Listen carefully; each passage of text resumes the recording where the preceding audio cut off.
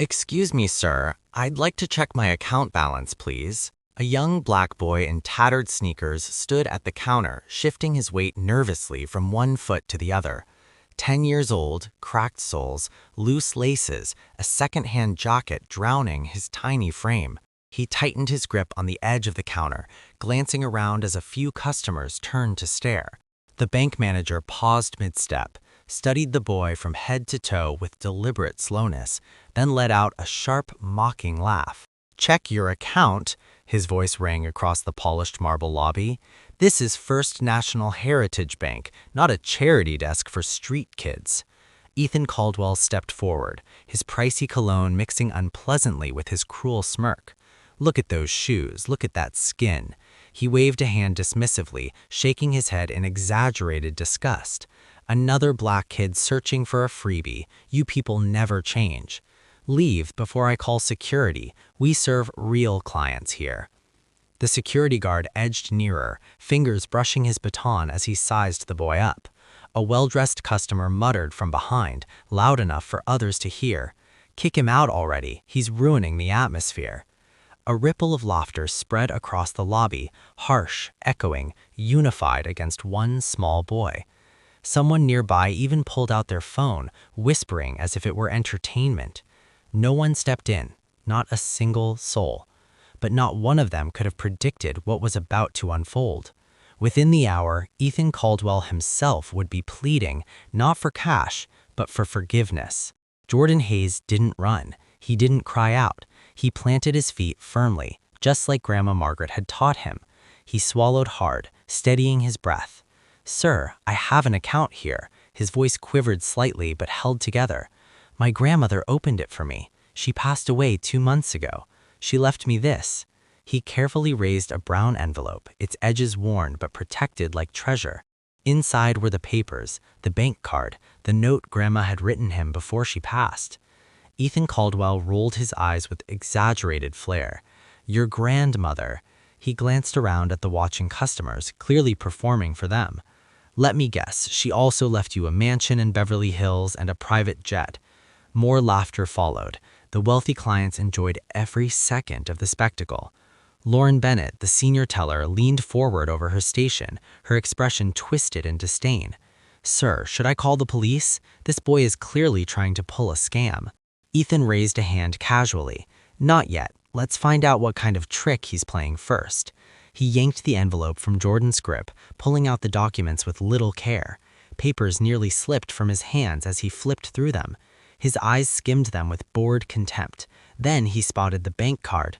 Black, elite tier, platinum reserve, the type reserved for high-value clients. For a brief moment, something crossed Ethan's face. Uncertainty, perhaps even hesitation. But bias is a powerful force. It can blind you to what's right in front of you. Ethan quickly dismissed the feeling. "Where did you steal this?" He lifted the card, displaying it to the lobby like proof in a courtroom. "A black kid from the inner city with a platinum reserve card. You really expect me to believe that?" Jordan's hands shook. "I didn't take anything. It's mine. My grandma." "Your grandma, please." Ethan tossed the card onto the counter. It slid across the marble surface with a sharp sound.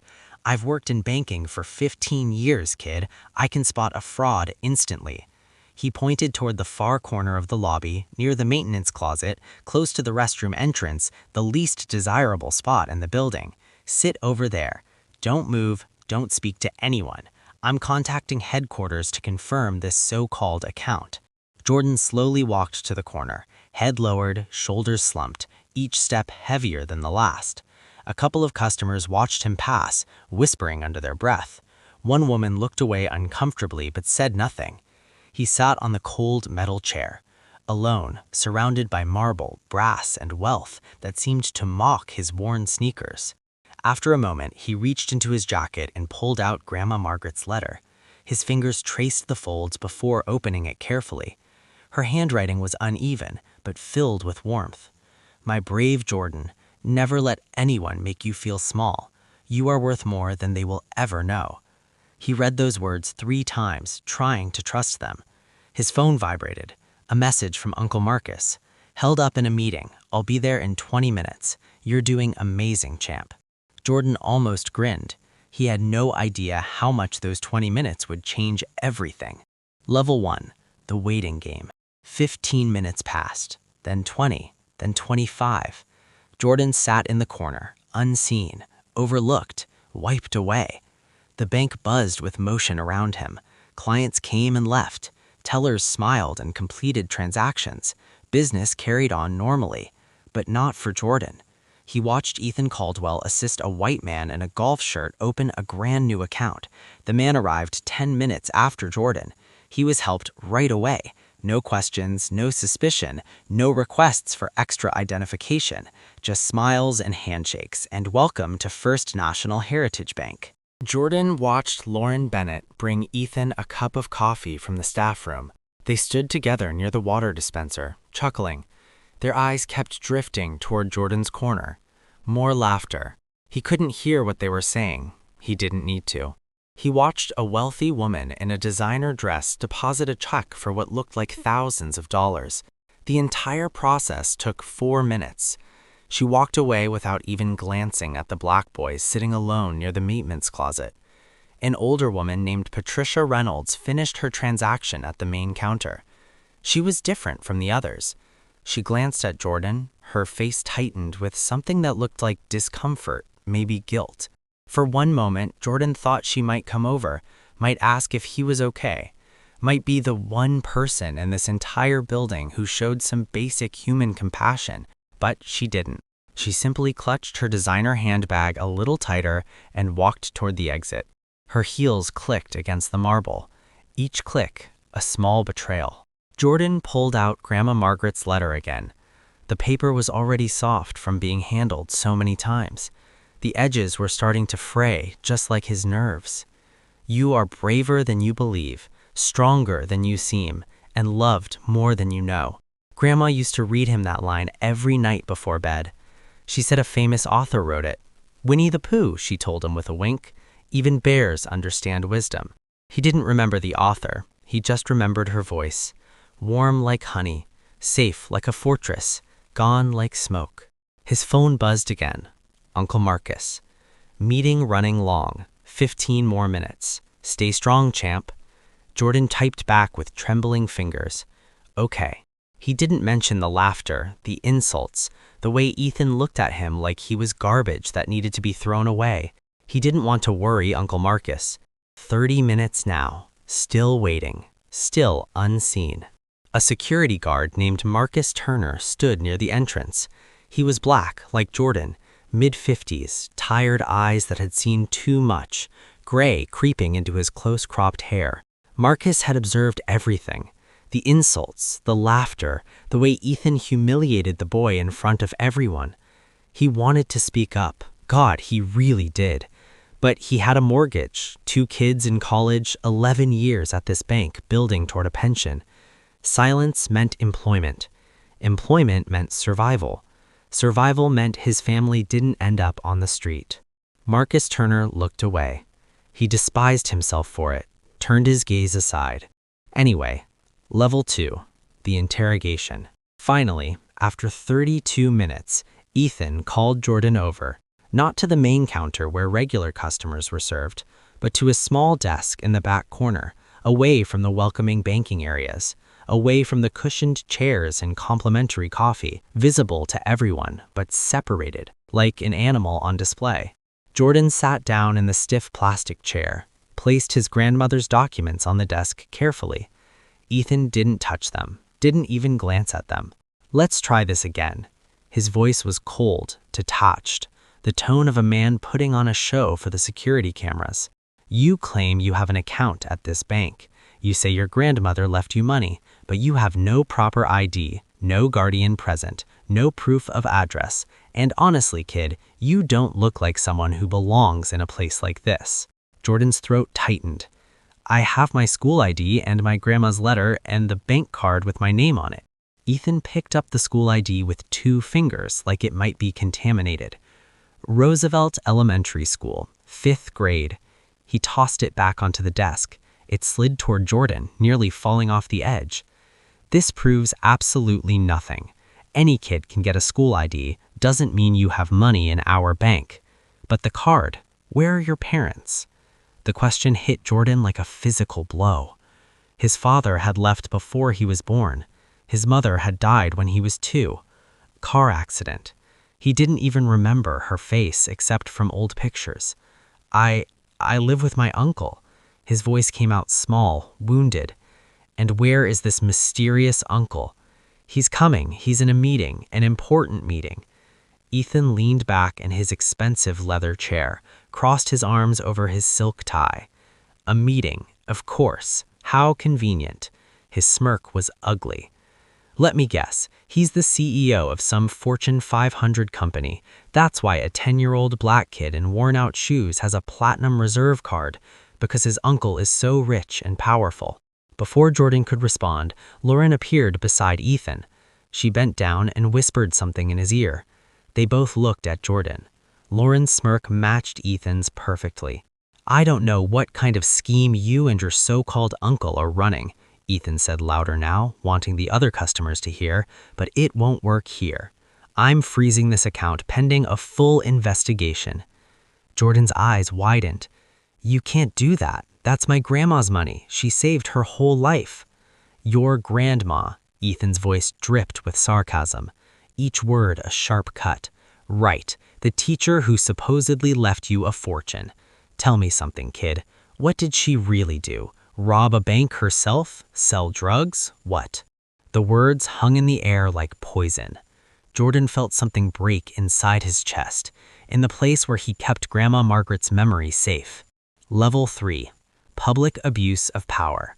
Ethan stood up from his desk, straightened his tie, adjusted his jacket, then he raised his voice, making sure the entire lobby could hear every word.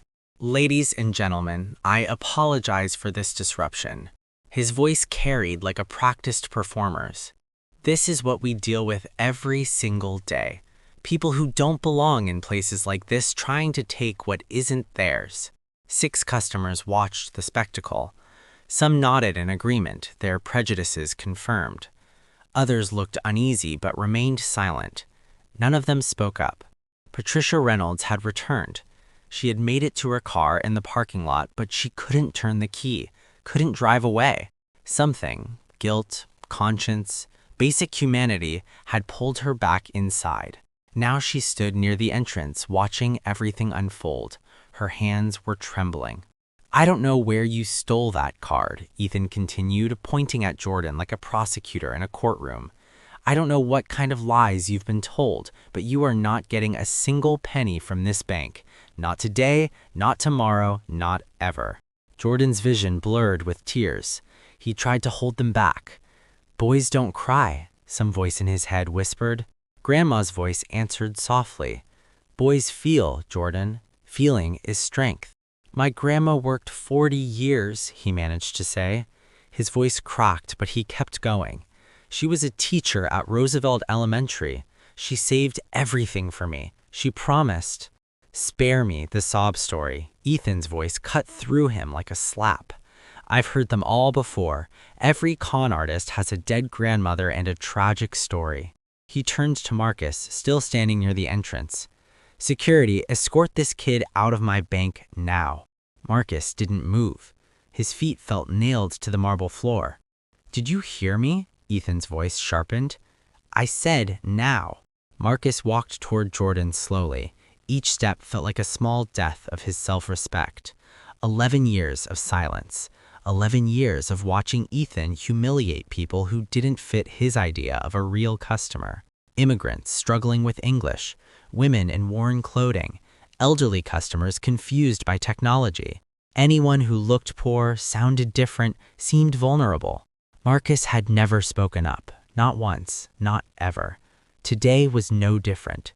Today he was still a coward. He stopped in front of Jordan, extended his hand, couldn't meet the boy's eyes. Jordan stood up on his own. He didn't need help. He picked up his grandmother's letter from the desk, pressed it against his chest like a shield, and walked toward the door with as much dignity as a 10-year-old could carry. Ethan's voice followed him like a curse. Next time you want to beg for money, try a homeless shelter or a street corner. That's more your natural environment. Someone in the lobby actually laughed. A real laugh, loud and cruel. Jordan reached the exit. His phone started ringing. The screen lit up. Uncle Marcus calling. He tried to answer. His hands were shaking too badly. The phone slipped from his fingers. It hit the marble floor. The screen cracked. Marcus picked it up. For one moment, their eyes met. In that moment, Jordan saw something he didn't expect. Shame. Deep, crushing, unbearable shame. Marcus was drowning in it. But shame wasn't enough. Words were needed. Action was needed. Marcus handed back the phone, said nothing, let the boy walk out alone. Jordan pushed through the automatic doors. They closed behind him with a soft whoosh. Inside the bank, Ethan straightened his tie again, smiled at Lauren. "And that's how you handle it," he said, satisfaction dripping from every word. "Give these people an inch, they'll take everything." Lauren nodded, but her smile had faded. Something uneasy stirred in her stomach. Ethan's phone buzzed. An urgent Q5 investor visit. Immediate preparation required. He glanced at it, deleted it without reading. Too busy, too important, too certain of his own authority. He should have read that email. He really, really should have. Outside, the November wind cut through Jordan's thin jacket. He sat on a stone bench in the parking lot, pulled his knees up to his chest, making himself as small as possible. The brown envelope with Grandma Margaret's documents rested beside him. The cracked phone lay in his lap. The letter clutched in his fist, becoming more wrinkled by the second. He looked down at his shoes, the ones Ethan had mocked, the ones everyone had laughed at. Grandma Margaret had bought them at a thrift store last spring. $2. Jordan was embarrassed at first. Other kids at school had Nikes and Jordans. "Shoes don't make the man, baby," Grandma had said, kneeling down to tie the laces for him, her hands gentle and steady. "Character does, baby, and you have more character in your little finger than most people have in their whole bodies." She had worn her own shoes until they fell apart, patched them with tape and glue until they couldn't be repaired anymore. Jordan now understood why. Every dollar she didn't spend on herself was a dollar she saved for him. A gust of wind brushed past him, making him pull his thin jacket tighter around his shoulders. He shifted slightly on the cold bench, his fingers gripping the letter as if it could keep him warm. Tears dropped onto the cracked phone screen. He didn't bother wiping them away. He tried calling Uncle Marcus. Straight to voicemail. He swallowed hard, then sent a message, typing through tears. "Uncle Marcus, they kicked me out. They said I stole Grandma's card. They called me a thief." Then he waited. 1 minute, 3 minutes, 5 minutes. No reply. The meeting must still be going on. Uncle Marcus always put his phone on silent during important meetings. He said it was professional courtesy. Jordan had no one to call, no one to help, no one coming to rescue him. A woman walked by. Business suit, designer handbag, perfect makeup. She noticed the crying black boy on the bench, the one who had just been escorted out of the bank. She had seen everything through the glass. Her steps slowed for a brief second, then continued. A man jogged past with his golden retriever. The dog tried to stop and sniff Jordan. The man tugged the leash firmly and kept moving. Cars pulled in and out of the parking lot. Engines hummed, doors slammed. People entered the bank, people exited the bank. No one stopped. No one asked if he was okay. Jordan was invisible, just like inside, just like always. He unfolded Grandma Margaret's letter once more. The paper was damp now, stained with tears. He smoothed it carefully with his fingers before reading. "My brave Jordan, the world will sometimes be unkind. People will judge you by your shoes, your clothes, the color of your skin. They will try to make you feel worthless. But you are not worthless. You are my greatest treasure. Everything I have saved, everything I have worked for, it's all yours now. Use it to rise high. Use it to prove them all wrong. And remember, dignity is not given, it is carried. Carry yours with pride, baby, always. All my love forever and ever, Grandma Margaret." She had promised him. Sitting in her small kitchen eating chocolate chip pancakes, sunlight spilling through the window, she had promised, "One day you'll walk into that bank and they'll treat you like a king, Jordan. They'll call you sir and shake your hand, you'll see." Today they had called him a beggar, a thief, a fraud. Today they had thrown him out like trash. Grandma Margaret, wherever she was, must be heartbroken. Inside the bank, the silence of complicity. Patricia Reynolds stood near the entrance, frozen. She had come back, driven by guilt, pulled by conscience. She had watched the entire scene through the glass doors, watched the boy sit on the bench, watched him cry alone, watched people walk past without stopping. She shifted her weight slightly, her fingers tightening around her purse strap. She should go out there, sit with him, tell him it would be okay. But what would she say? What could she possibly say? She had stood right there in the lobby, watched Ethan humiliate that child, heard the insults, the cruelty, and she had done nothing, said nothing, just like everyone else. What right did she have to comfort him now? Marcus Turner stood at his post by the door. His eyes kept drifting to the parking lot, to the small figure on the bench. His chest felt tight. His hands wouldn't stop clenching. 11 years ago, Marcus had been that boy. Different bank, different city, same humiliation. A manager had refused to cash his paycheck, needed extra verification. A security guard had followed him around a store. "Just doing my job, sir."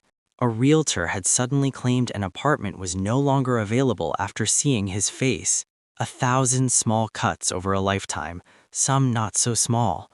And now Marcus was the one in the uniform, the one following orders, the one allowing the cruelty to continue.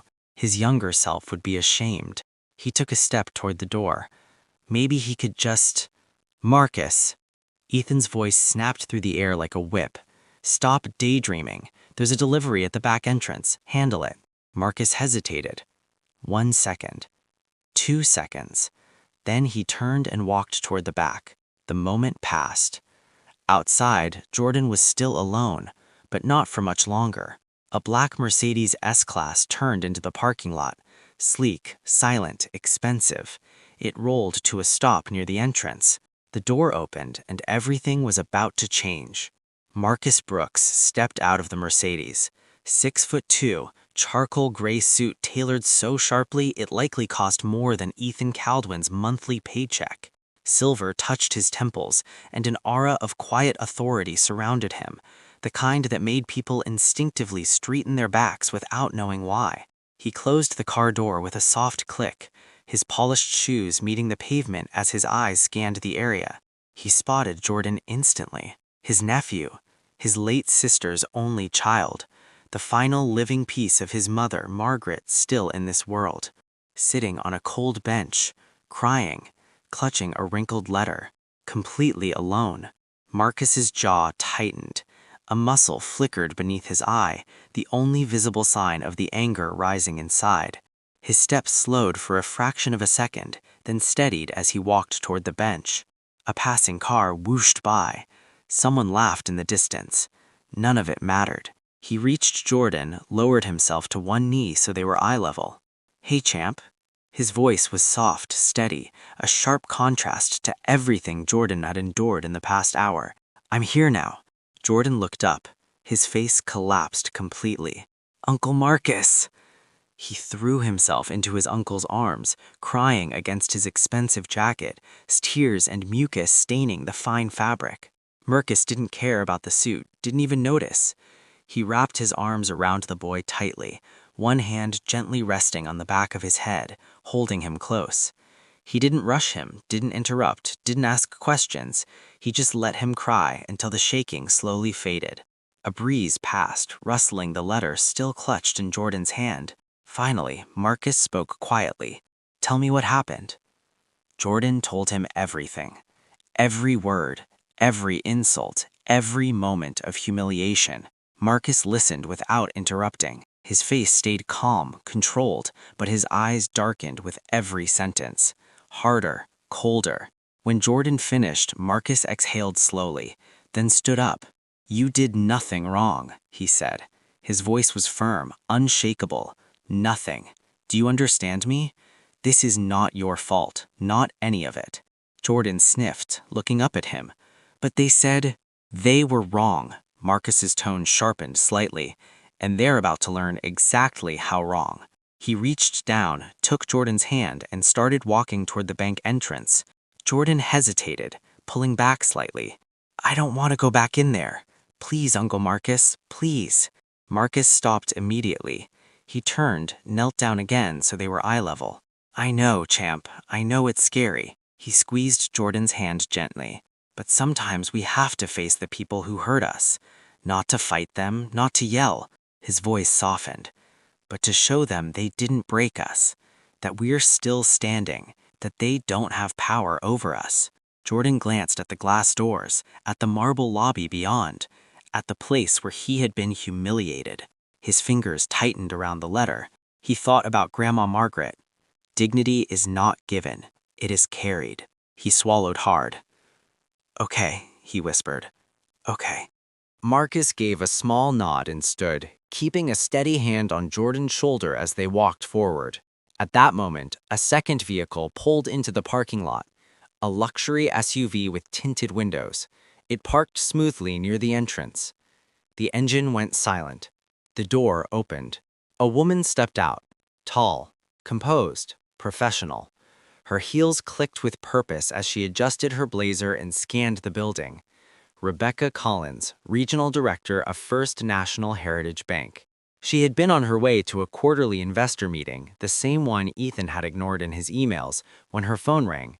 CEO of Meridian Capital Group, the bank's largest institutional investor. He had explained everything in under a minute. Calm, precise, devastating. Rebecca had immediately rerouted. Now she approached Marcus, her posture straight, her expression serious. She gave a respectful nod. Mr. Brooks, I sincerely apologize. This situation is completely unacceptable. Completely. Marcus's expression didn't soften. We'll discuss what's appropriate inside. My nephew deserves an apology, and I want to see exactly who we're dealing with.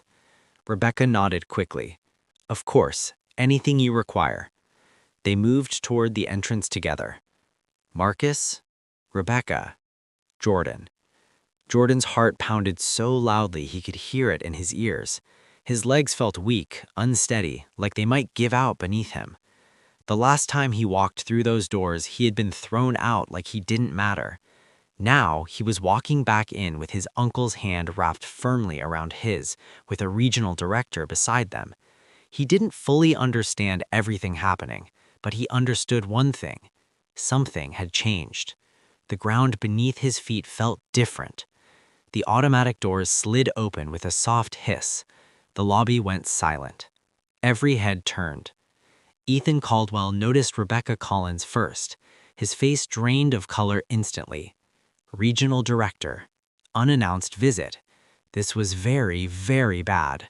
He hurried forward, straightening his tie, forcing a polished smile onto his face. Miss Collins, what a pleasant surprise. His voice came out too loud, too eager. We weren't expecting you until… Plans changed, Rebecca replied, her tone sharp enough to freeze the room. Then Ethan noticed the man beside her. Tall, commanding, dressed in a way that radiated power and influence. And holding hands with… Ethan's stomach dropped. The black boy. The one he had just thrown out. The one he had accused, mocked, dismissed. The boy was back. And he wasn't alone. I'd like to introduce you to someone, Rebecca said, her voice carrying across the silent lobby. This is Marcus Brooks, founder and CEO of Meridian Capital Group. The name struck Ethan like a physical blow. Meridian Capital Group, the bank's largest institutional investor, a major stakeholder in the parent company, a man whose single decision could reshape careers overnight. And that man was holding hands with the boy Ethan had just humiliated. I believe you've already met my nephew, Marcus said quietly. He stepped aside. Jordan stood there, eyes still red, grandmother's letter still clutched tightly against his chest. But now, he stood straight, chin lifted, shoulders back. Ethan's face shifted rapidly. Confusion, recognition, Rising panic. Pure fear. I didn't. If I had known who he was. That's exactly the problem, Marcus said calmly, isn't it? Lauren Bennett's pen slipped from her fingers. It hit the marble floor with a sharp clack that echoed through the silence. Marcus Turner, now standing near the back, felt something stir deep inside his chest, something long buried, beginning to rise again. Patricia Reynolds, still near the entrance, covered her mouth with both hands. Tears streamed down her face. Every single person in the lobby was watching. The customers who had laughed, the employees who had enabled, the bystanders who had stayed silent. All of them witnesses now to what was about to unfold. Marcus released Jordan's hand. He stepped forward slowly, each step deliberate, measured, controlled. The walk of a man who understood his power and had no need to rush. Ethan instinctively stepped backward. His back hit the marble counter. Nowhere left to go. "Mr. Caldwell," Marcus said. His voice wasn't loud. It didn't need to be. The entire room was holding its breath. "My nephew came here today to check his account balance. His grandmother, my mother, left that money as his inheritance. It legally belongs to him. Every cent." He paused briefly, his gaze steady. "Can you explain why he was denied service?" Ethan's mouth opened, then closed, then opened again. He looked like a man struggling for air. "There were irregularities. We were simply following standard procedure." "What irregularities?" Marcus's tone remained calm, controlled. Somehow, that made it even more intimidating than shouting. "The account is properly documented. The funds have already been verified by your institution." He took one small step closer. "What specific irregularity justified treating a 10-year-old child like a criminal?" Ethan swallowed hard. "I didn't realize if I had known who he was." "That's exactly the problem." Marcus stepped closer. Ethan tried to press himself back into the counter, but there was nowhere left to retreat. "You didn't know who he was, so you decided he was nobody. You saw a black child and worn-out shoes, and you made a judgment, not about procedures, not about policies, but about who deserves to be treated like a human being." The words landed like heavy blows. "My mother worked 40 years as an elementary school teacher. She took the bus until she was 70 because she never wanted to waste money on a car. She wore the same winter coat for 15 years. She bought store-brand groceries so she could save every extra dollar." Marcus's voice remained steady. "If she had walked in here today, you would have treated her the exact same way, mocked her, humiliated her, thrown her out." Ethan said nothing. There was nothing he could say. She would have deserved better, just like Jordan, just like every single person who walks through those doors. Marcus turned to Rebecca. "Before we discuss consequences, I want Mr. Caldwell to see something." Rebecca gave a firm nod. Marcus walked toward the main counter. Jordan followed closely, still holding his hand. Lauren Bennett stood behind her computer, frozen. Her face had gone pale. "Pull up my nephew's account," Marcus said. It wasn't a request. Lauren hesitated for a split second, then glanced at Rebecca. Rebecca nodded once. Lauren's fingers trembled as they moved across the keyboard. The system loaded slowly. A soft hum filled the silence. Everyone waited. Then the screen appeared. Account balance, $487,270. A quiet gasp moved through the room. Nearly $500,000. 40 years of a teacher's earnings. Every birthday envelope with cash tucked inside. Every holiday bonus. Every summer tutoring session. Every sacrifice Margaret Brooks had ever made. All for Jordan. Ethan stared at the number. The color drained from his face. His mouth fell open. No sound came out. Silence filled the entire lobby. Then Marcus spoke. "He laughed at your shoes." His voice was quiet, but it carried across the room. "He stopped laughing when he saw the balance." The number glowed on the screen. $487,270. Ethan couldn't look away. His mind struggled to process what his eyes were seeing. Almost $500,000 in an account belonging to the boy he had just called a beggar.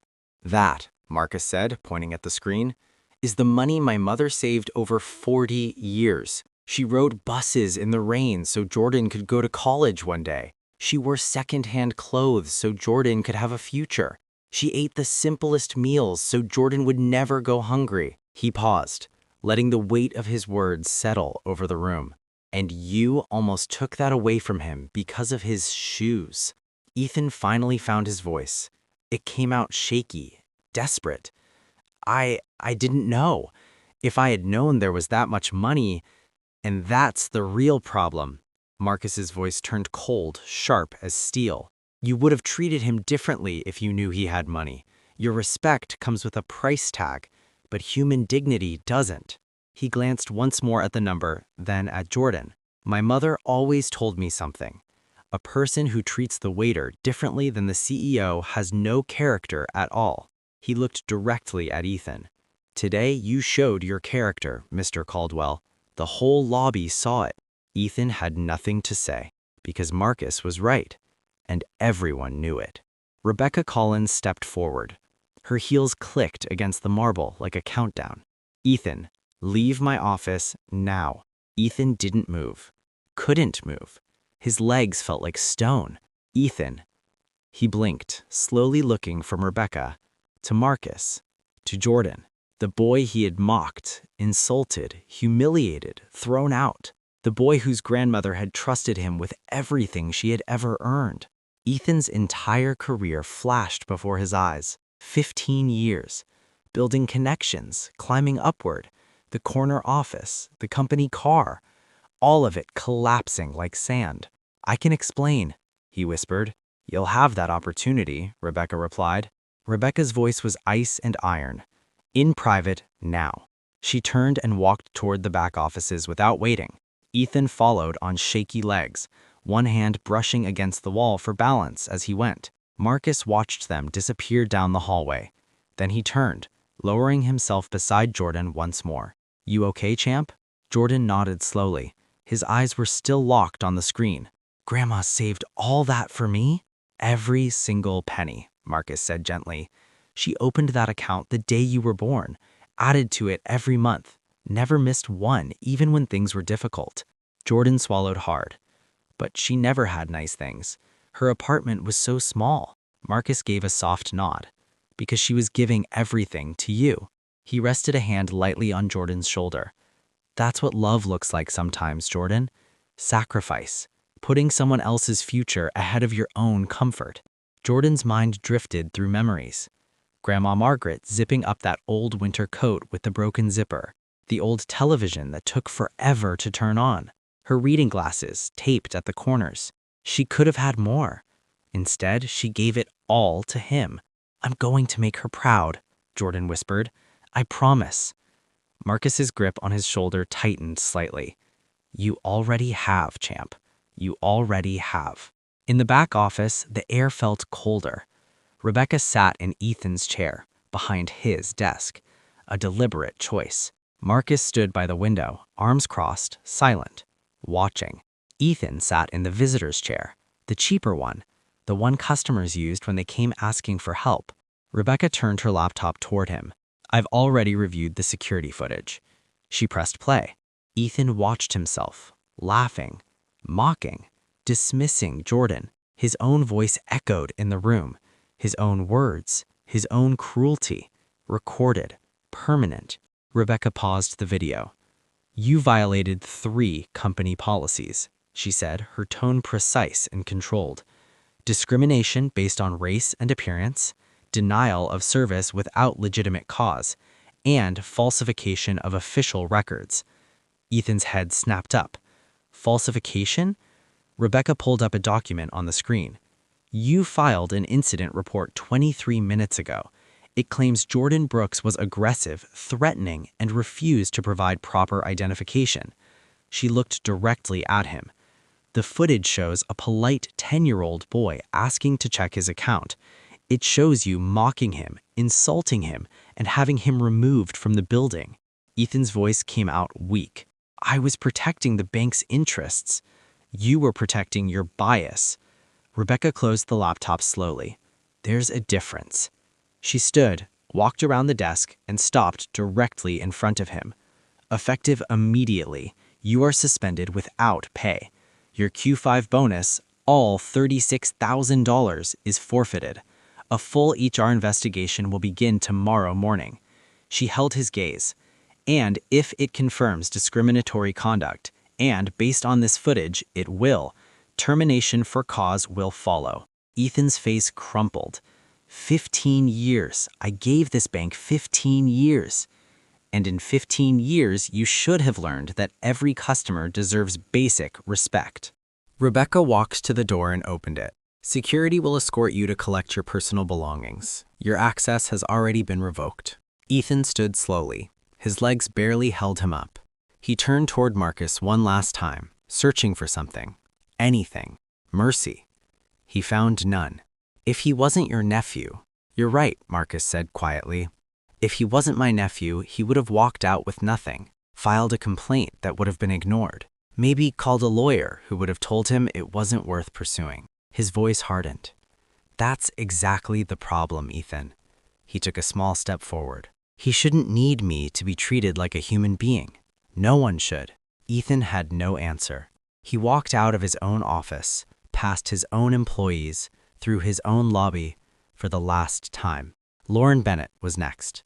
She sat in the same meeting room where she had whispered about Jordan, smirked at his humiliation, supported Ethan's behavior. Now she sat stiffly, hands clasped together. Rebecca stood across from her. You didn't start this, she said, but you participated in it. She paused. You reinforced Ethan's behavior. You failed to intervene when a child was being mistreated. Lauren's mascara ran down her cheeks in dark trails. I knew it was wrong, she said, voice breaking. I didn't want to make trouble. I didn't want to be the one who— Silence is not neutral, Miss Lauren, Rebecca said sharply. Silence is a choice, and choices have consequences. She went through the disciplinary measures: formal reprimand, mandatory bias and customer service training, permanent note in her file, and zero tolerance for any future misconduct. Lauren nodded through her tears, accepting everything. She had learned her lesson the hard way, but at least she still had her job. Marcus Turner stood near the lobby entrance after his private discussion with Rebecca. Not a formal meeting, just two adults talking. You picked up his phone when it dropped it, Marcus Brooks said, tone calm but resolute. You handed it back. It wasn't enough, no, but it was something. A small kindness in a moment when he had none. Jordan's eyes filled with memory of that cold, humiliating hour. Marcus Turner shook his head. I should have done more. I should have spoken up. I should have— Yes, you should have, Marcus Brooks interrupted. But the real question is, what will you do next time? Marcus Turner considered his mortgage, his children, his responsibilities. Then he thought about Jordan, 10 years old, sitting on that bench, crying, completely alone. Next time, Marcus Turner said firmly, I speak up, no matter what. Marcus Brooks extended his hand. Marcus Turner shook it.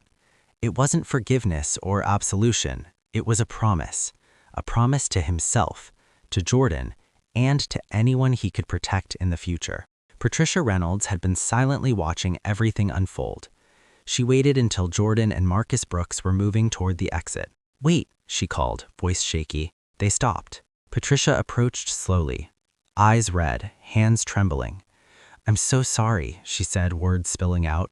I saw everything. I should have spoken up. I should have defended you. But I did nothing. Jordan thought of Grandma. Forgiveness isn't for them, baby. It's for yourself. You came back, Jordan said softly. That matters. Patricia's tears fell freely. I'm filing a formal complaint as a witness. Everything I saw, everything they said, it goes on record. Marcus Brooks nodded. That takes courage. He looked at Jordan. The boy had endured with dignity, standing tall through insults and humiliation. Patricia left to file her complaint. One small act of courage sparking accountability. By the end of the day, the news spread through the bank like wildfire. Rebecca's branch manager, Ethan, 15-year veteran, was terminated for cause. Officially, violations of company policies and professional conduct. Unofficially, mocking a black child, calling him a beggar, and throwing him out. And, as fate would have it, Jordan's uncle Marcus Brooks owned a large portion of the bank. By morning, regional news picked it up. Within a week, it went national. Details about Jordan were kept private to protect him, but the story of corporate accountability and justice traveled fast. Ethan's termination was finalized in 72 hours. No severance, no recommendation, no extra benefits beyond the legally required. 15 years of career gone in minutes. He applied elsewhere, or it had spread. No one hired him. Eventually, he ended up managing a small checking cashing store 3 towns away, helping the same types of people he once mocked. Lauren barely kept her job. She completed all required training, showed up early, stayed late, and never smirked at another customer again. 6 months later, she transferred to a new branch for a fresh start. 6 months after that, she left banking entirely, returned to school, and became a social worker. She spent her days helping families navigate systems that once excluded them, the same systems she had once enforced. 3 weeks after the incident, Marcus Turner faced his first real test. A nervous Hispanic woman came in, struggling to explain her request. A young, impatient teller was rolling his eyes, voice growing louder. Marcus Turner stepped in. "Is there a problem?" he asked. The teller tried to explain. Marcus Turner cut him off. "This woman is a customer. She deserves patience and respect. Help her properly or I will find someone who can." The teller's eyes widened. He apologized and assisted the woman with genuine care. Marcus Turner returned to his post. His heart raced, his hands shook, but he had spoken up. For the first time in 11 years, he had acted with courage. It felt like surfacing for air after being underwater too long. Rebecca didn't stop with Ethan and Lauren. Within 3 months, sweeping reforms rolled out across the region. Mandatory bias training for all employees quarterly, strict customer service protocols, every inquiry handled promptly, anonymous reporting hotlines for staff and customers, and zero tolerance for discrimination. A small plaque was mounted at every branch entrance. Every customer deserves respect. First National Heritage Bank. It wasn't revolutionary, but it was a start. Rebecca made one more personal change. She called Marcus Brooks directly. "I want to do more than discipline bad behavior," she said. "I want to honor your mother's legacy." What would that look like? Marcus Brooks thought, spoke with Jordan, and remembered Margaret's lessons. A week later, the announcement came. The Margaret Brooks Scholarship. Funded by the bank, administered by a community foundation, 2 scholarships awarded annually for full tuition, books, and living expenses to students from underserved communities pursuing education degrees. The recipients would be mentored by teachers, learning to teach the next generation. The first recipients would be announced that fall.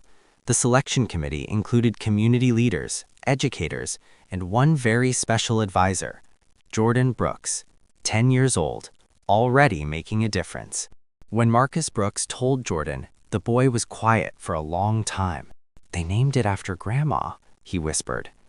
"Yes," Marcus Brooks said softly. "So her dream keeps living. So she keeps helping children, even though she's gone." Jordan looked at the framed photograph on his dresser. Grandma Margaret, smiling in her worn coat and scuffed shoes. "She would have cried," Jordan whispered. "Happy tears." "Yeah." Marcus's voice was thick with emotion. "She would have." Jordan went to his closet, pulled out the battered sneakers, faded, frayed, cracked soles, the ones Ethan had mocked.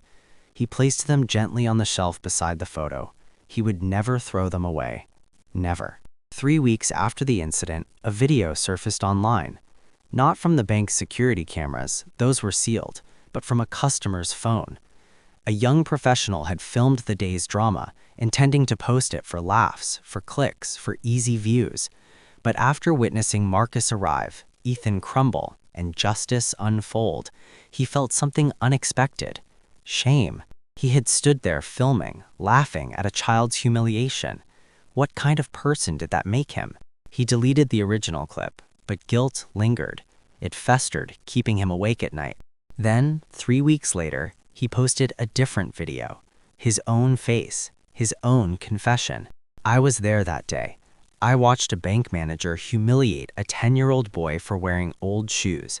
I filmed it like it was entertainment. I was wrong. I was part of the problem. That kid showed more courage than anyone in that lobby, including me. If you see something like this, don't watch, don't film, don't laugh. Speak up. Silence makes you complicit. I learned the hard way. Don't be like me. The video went viral. 4 million views in 5 days. Comments poured in, people sharing stories of their own shame, pledges to do better, and sparking a national conversation about bias, assumptions, and snap judgments based on appearance. Jordan never saw the video. Marcus made sure of that. The boy had been through enough. Yet the message spread anyway. One small act of honesty, millions of conversations. Change doesn't come from grand gestures. It comes from countless small ones. This was one of them. 10 years later, Jordan Brooks walked across a sun-drenched campus at Georgetown University. Freshman orientation, 20 years old now, tall and confident, a far cry from the frightened 10-year-olds in the marble lobby, but not entirely different. He still carried his grandmother's letter, laminated, tucked safely in his wallet. On the shelf in his dorm room sat the worn sneakers, carefully preserved. His roommate noticed immediately. "Bro, are those your shoes? They're destroyed." Jordan smiled. "They're the most valuable thing I own." "Valuable? They look like trash." Jordan picked them up, thumb running over the cracked leather. "My grandmother bought these when I was 10. $3 from a thrift store. She apologized because she couldn't afford better. She saved $500,000 for my education, wore the same coat for 15 years, took the bus in the rain, ate cheap food so I could have a future." He set them back on the shelf. "These shoes remind me that love isn't about what you have, it's about what you give." His roommate was silent for a long moment. "That's actually really beautiful, man." Jordan touched the shoes one more time. She was really beautiful. Marcus Brooks continued running Meridian Capital, instituting mentorship programs, paid internships, real opportunities, investing in talent, not charity. "Talent is distributed equally," he told his board. "Opportunity isn't.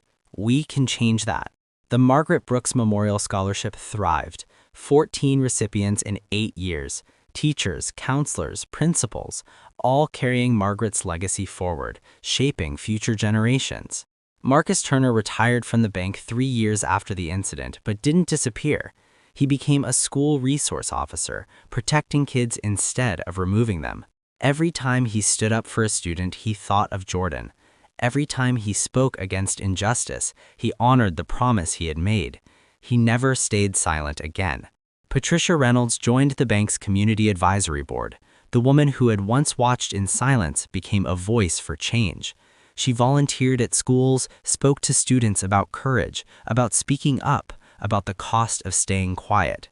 "I was a bystander once," she told them. "I chose silence.